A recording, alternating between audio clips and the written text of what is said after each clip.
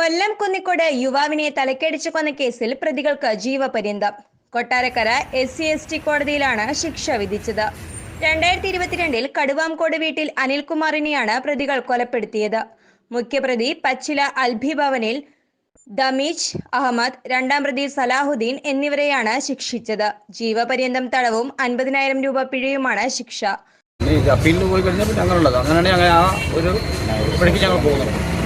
ഞങ്ങൾക്കാരും കൂടെ നിർത്തുന്നില്ല. ഒരു അപ്പീലിന് പോകുന്നത് ഞങ്ങൾ അതുപോലെ വീട്ടിൽ ഞങ്ങൾ പോയി വെറുതെ ഇവിടെ ഞങ്ങൾ ഉദ്ദേശിക്കുന്നത് ഈ അമ്മയായിട്ട് കണ്ണീര് കുടിപ്പിക്കുന്നതിനും എന്തും ആയിക്കോട്ടെ, എങ്ങനെയുള്ളതും ആയിക്കോട്ടെ, ഒരു മകൻ നഷ്ടപ്പെടുക എന്ന് പറഞ്ഞാൽ അത് ഒരു അമ്മയ്ക്ക് സഹിക്കാൻ പറ്റുന്ന കാര്യങ്ങളൊന്നുമില്ല.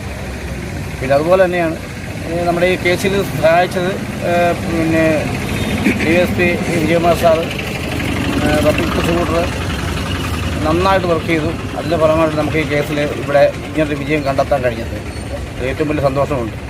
എൻ്റെ അമ്മയുടെ കണ്ണീരിന് ഫലം കാണുകയും ചെയ്തു. പ്രതീക്ഷിച്ചത് ഇത് തന്നെയാണ് നമ്മൾ പ്രതീക്ഷിച്ചത്. ഇത് കിട്ടിയെന്ന് ഇവിടെ നമുക്ക് നീതി കിട്ടിയത്.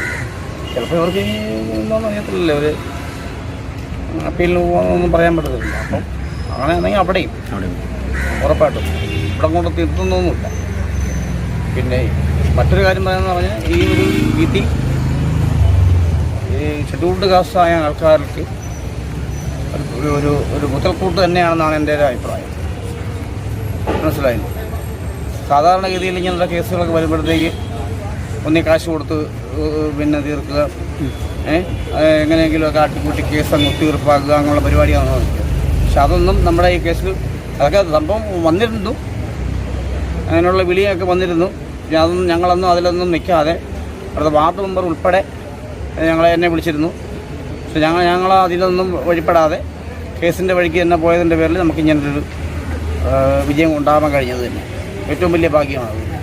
മരത്തിന്റെ ശിഖരം വീട്ടുപറമ്പിൽ വീണെന്ന തർക്കമാണ് കൊലപാതകത്തിൽ കലാശിച്ചത്. അനിൽകുമാറിനെ അർദ്ധരാത്രിയിൽ സലാഹുദ്ദീനും മകനും ചേർന്ന് വീട് കയറി ആക്രമിച്ച് കൊലപ്പെടുത്തുകയായിരുന്നു. അനിൽകുമാറിന്റെ ശരീരത്തിൽ 20-ലേറെ മുറിവുകൾ ഉണ്ടായിരുന്നു. News desk, express news.